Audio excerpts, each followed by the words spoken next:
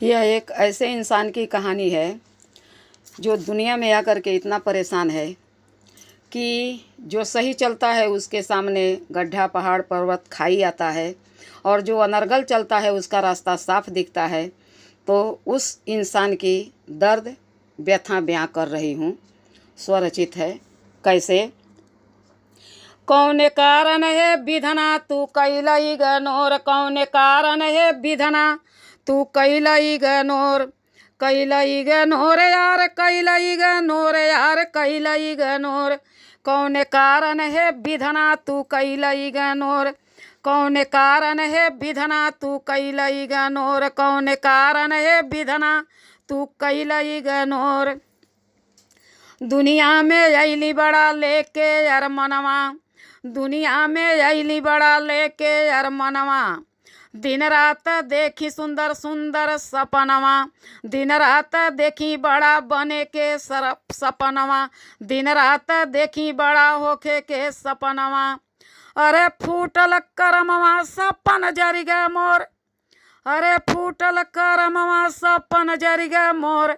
कौन कारण है विधना तू कैलई गनोर, कौन कारण है विधना तू कैलई गनोर, कौन कारण है विधना तू कैलई गनोर। धर्म करम के सर पर रखली गठरिया, धर्म है करम के सर पर रखली गठरिया। फूकी फूकी कदम रखी चली जब डहरिया, फूकी फूकी कदम रखी चली जब डहरिया। अरे देखी देखी लोगवा उड़ावे हंसी मोर, अरे देखी देखी लोगवा उड़ावे हंसी मोर। कौन कारण है विधना तू कैलई गनोर, कौन कारण है विधना तू कैलई गनोर, कैलई गनोर यार, कैलई गनोर। कौन कारण है विधना तू कैलई गनोर, कौन कारण है विधना तू कैलई गनोर।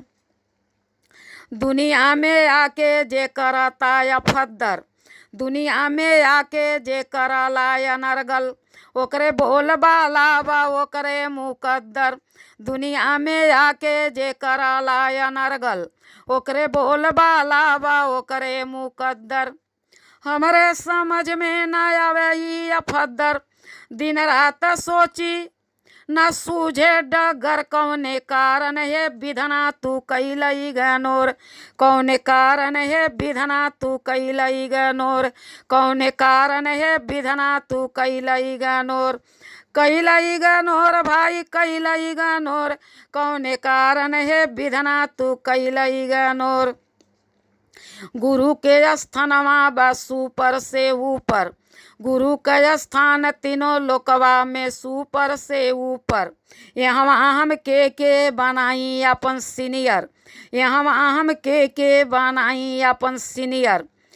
अरे माया के बजरिया में गुरु ओ सिकंदर, माया के बजरिया में गुरु बा सिकंदर, माया के बजरिया में गुरु बा सिकंदर। चारों ओर देखी तय अंधकार के बवंडर। कौने कारण है विधना तू कैलई गनोर, कौने कारण है विधना तू कैलई गनोर, कैलई गनोर यार, कैलई गनोर। कौने कारण है विधना तू कैलई गनोर, कौने कारण है विधना तू कैलई गनोर। गंगोत्री बाड़ी अब तोहरे शरण, गंगोत्री बाड़ी अब तोहरे शरण। कौने कारण है विधना तू कैलई गनोर, कौने कारण है विधना तू कैलई गनोर। धन्यवाद। अगर ये कविता या गाना अच्छा लगा हो तो प्लीज़ लाइक कीजिएगा, शेयर कीजिएगा, सब्सक्राइब जरूर कीजिएगा। धन्यवाद।